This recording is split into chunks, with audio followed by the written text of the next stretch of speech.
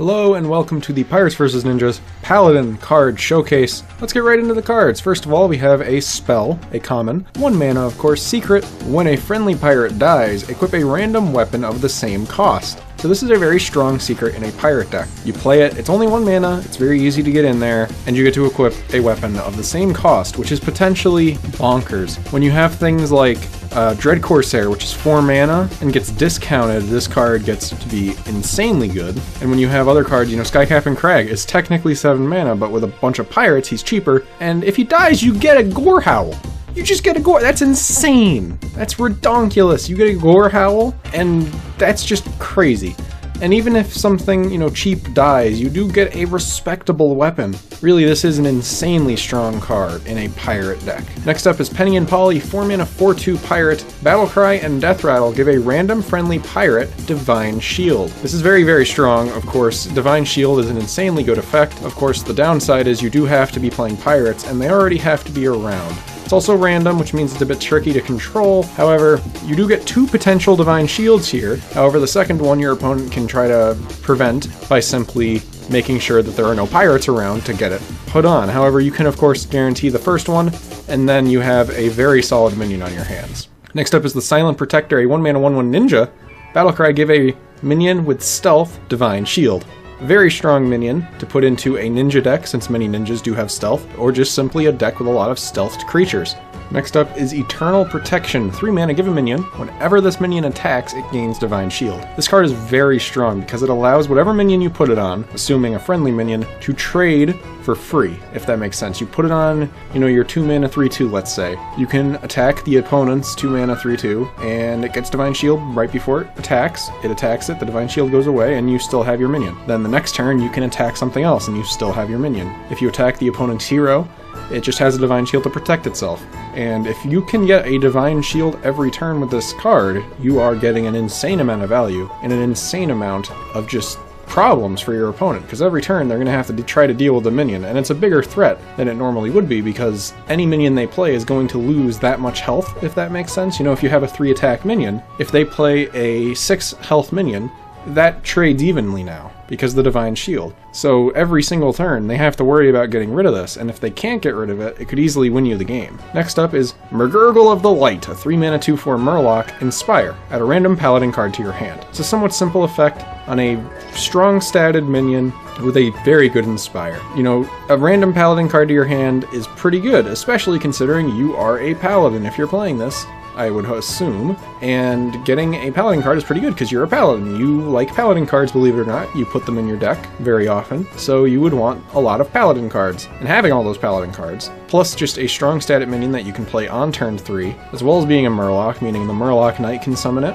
as well as you can probably put it in a similar deck that you would put Murloc Knight, an Inspire Murloc deck with anything can happen and all that kind of shenanigans, would be very efficient. Next up is Overconfidence, a 5 mana spell. If your minion's total attack is less than your opponent's, give your minions +3/+3.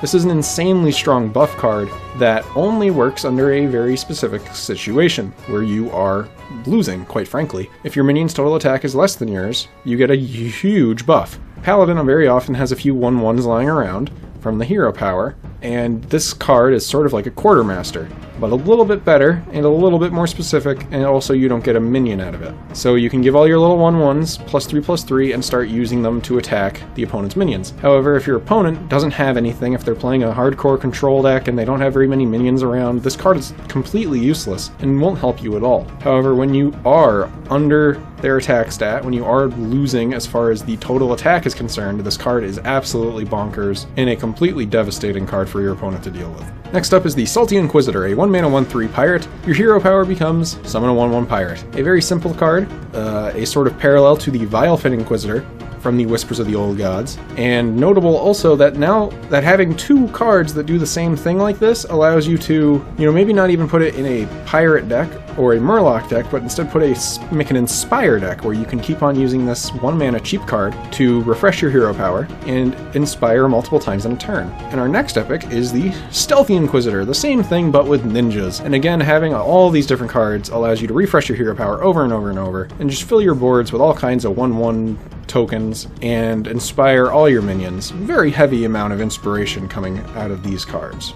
Lastly is Zeus, Krakenkeeper. 7 mana, 7/7. Battlecry, shuffle a release into your deck. So before we even go on to what those card is, let's talk about the Krakenkeeper himself, Zeus. So he is simply a war golem.